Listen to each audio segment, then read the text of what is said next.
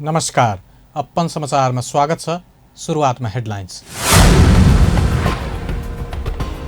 जनकपुरधाम उद्योग वाणिज्य संघको चुनावमा खसेको भन्दा बढी मत भेटिएको भन्दै प्रदर्शन, मतगणना स्थगित। प्रदेश 2 प्रदेश सभाको 5औं अधिवेशन सोमबारबाट सुरु हुने। बजेट कार्यान्वयनका लागि कर्मचारीहरूलाई इमानदारीताका साथ काम गर्न मुख्यमन्त्री राउतको निर्देशन। नेपालमा पछिल्लो 24 घण्टामा थप 303 जनामा कोरोना, प्रदेश 2 मा 2 संक्रमित थपिए। र सिराहाको लाहानमा 1 जना सुनचाँदी व्यवसायीको हत्या, अनुसन्धान जारी। अब समाचार विस्तारमा। जनकपुरधाम उद्योग वाणिज्य संघको चुनावको मतगणना क्रममा मतपेटिका भन्दा बढी मत भेटिएको भन्दै चुनाव रद्द गर्न माग गर्दै प्रदर्शन भएको छ। जनकपुरधाम स्थित गोपाल धर्मशालामा मतगणना क्रममा मतपेटिकाहरूमा खसेको मतभन्दा बढी मत फेला पर्न थालेको दावी गर्दै केही उम्मेद्वार तथा व्यापारीहरूले प्रदर्शन गरेका हुन्। उनीहरूले पुनः चुनाव गराउन माग गर्दै सडकमा टायर बालेर निर्वाचन समिति विरुद्ध नाराबाजी गरेका थिए।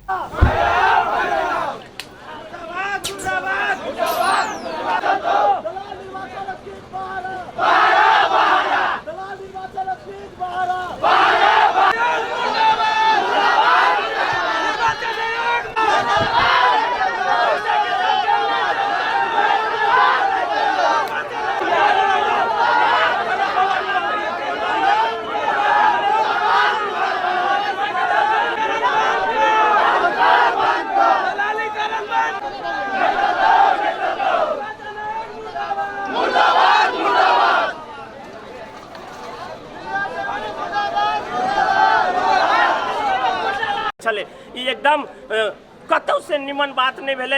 आई परिचय पद सब जे 4-4 गो 5-5 गो बनले वहू सब में अपने सब के हम जानकारी करावे लागी चाहे छी। हम निर्वाचन के घोर भर्त्सना करे छी आ पुनः निर्वाचन के लागी अहाँ सबसे हार्दिक अनुरोध करे छी। सत्य मत खसल है से कम हमरा सबके दी आ मतगणना चालू कर। तो निर्वाचन प्रमुख 3 चरण बात कैली, अभी तक हमरा सबके नहीं चला। हमर सबके मांग है कि जब तक हमरा सबके मुचुलका नहीं देब या एगो कागज पर लिख के देवे पड़े जे सब जगह जाहिर है कि 4311 मत खसल है, तो हमरा एगो प्रमाणित करके दू मतगणना आ तो कल राते से गणना शुरू है। तो की है कि उम्मीदवार के 19-20 तक कभी केकरो बढ़त हो, कभी केकरो घटत हो है। तो रात से भी हम सब बैके छलिए, आई सवेरे भी बैके छलिए। तो वही संदर्भ में आराम से बैठल छलिए। लेकिन कुछ लोग है जरा जब मतगणना में ओकर सबके जब ये मत कम आवे लगी है, पछाड़ी होए लगी है, तो सब कोनो हिसाब से चाहिए दंगा फसाद करके जना भी देख रहा छी पथराव कर रहा है, टायर बाल रहा है, फिर से सुचारू कर के जबरदस्ती दबाव दे रहा है, निर्वाचन अधिकृत के थरका रहा है। और उ निर्वाचन में जो खटल व्यापार संघ के जो अथी सब है स्टाफ सब तकरा सबके भगा दिल के धाक धमकी दे रहा है और अपन राजनीतिक पावर के दुरुपयोग करके प्रशासन पर दबाव बना के चुनाव के भंगारे चाहे है। जे सब हारल है विगत के चुनाव में भी देख ली एनाइते भेले, जे सब हारल से सब अब जे सब हारल है से बौखलाहट में नेता कर रहा है। एगो लोकतांत्रिक पद्धति में हम सब बाचल छी, चाहे हम हारी चाहे कोई हारे, अपन जीत और अपन हार एकदम ईमानदारी से स्वीकार। केहीले मतगणनाको विरोध गरेका छन् भने केहीले कुनै समस्या नआएको दावी गरेका छन्। अहिले मतगणना कार्य रोकेर निर्वाचन समितिका पदाधिकारी तथा उम्मेद्वार सहितको बैठक बसिरहेको छ। यसअघि शनिबार मतदान भएको थियो। जनकपुरधाम उद्योग वाणिज्य संघको 13 पदाधिकारीहरू चयन गर्ने मतदान भएको थियो। संघको कुल 15 पदाधिकारी मध्ये 2 जना यसअघि नै निर्विरोध चयन भइसकेका छन्। निर्विरोध चयन हुनेमा महिला उपाध्यक्ष दीपिका राय र एसोसिएट सदस्य राजीव कुमार चन्दन रहेका छन्। संघमा अध्यक्षका लागि जितेन्द्र महासेठ र जितेन्द्र शाह चुनावी मैदानमा छन्। त्यस्तै वरिष्ठ उपाध्यक्षमा मनिष रमन शाह र सुरेन्द्र भण्डारी प्रतिस्पर्धा गरिरहेका छन्। त्यसैगरी उपाध्यक्षमा 7 जना चुनावी मैदानमा छन्। महासचिवमा पनि 7 जना उम्मेद्वार छन्। त्यस्तै सचिव र कोषाध्यक्षमा 3-3 जनाले उम्मेदवारी दिएका छन्।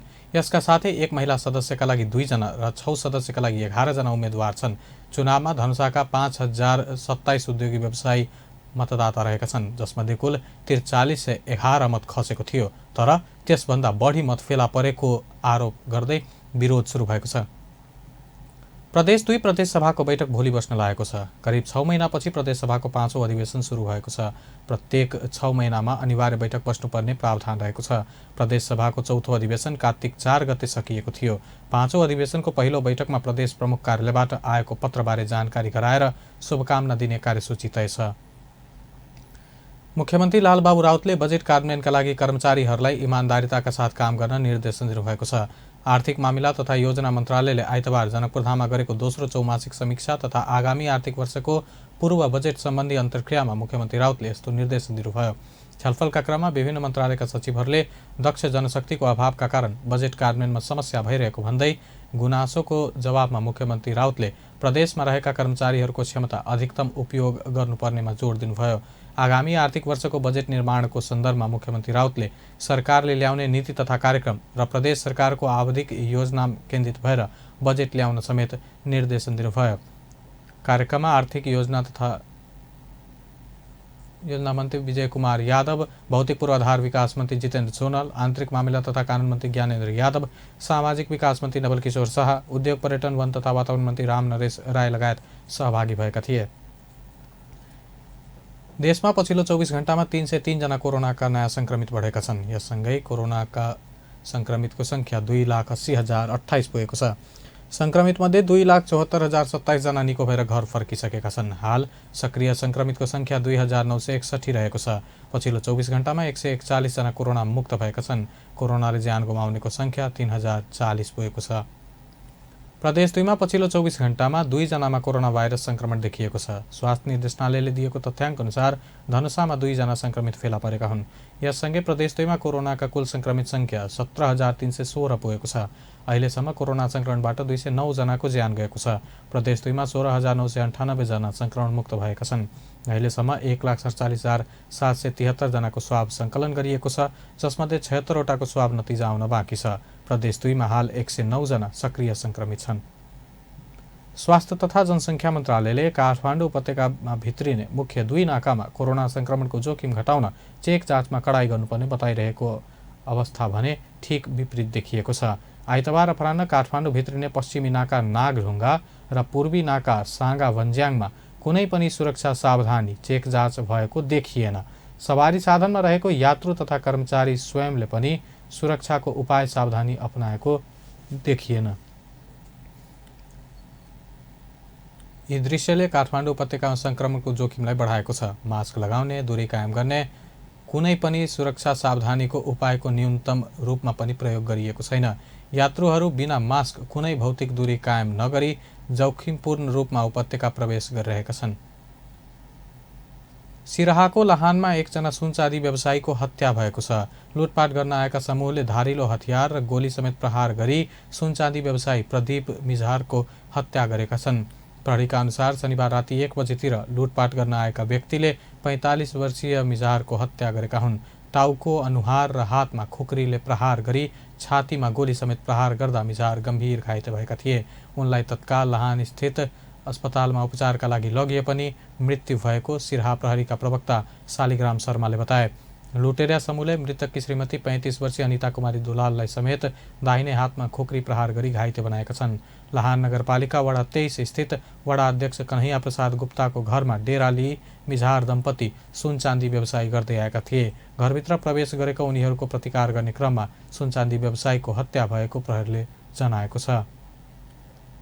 पूर्व पश्चिम राजमार्ग स्थित झापाको बिर्तामोड नगरपालिका 6मा आइतबार बिहान भएको सवारी दुर्घटनामा एकजनाको मृत्यु भएको छ। मृत्यु हुनेमा अर्जुनधारा नगरपालिका 5 बैसाबारीका 38 वर्षीय रामकान्त चौधरी रहेको प्रहरीले जनाएको छ।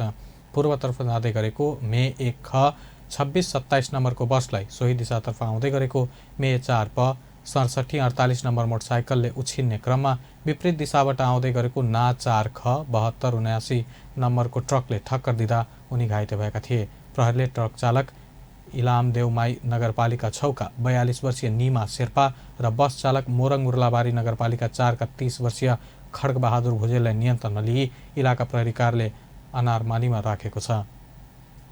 सुनसरीमा टिपरको ठक्करबाट एकजनाको मृत्यु भएको छ।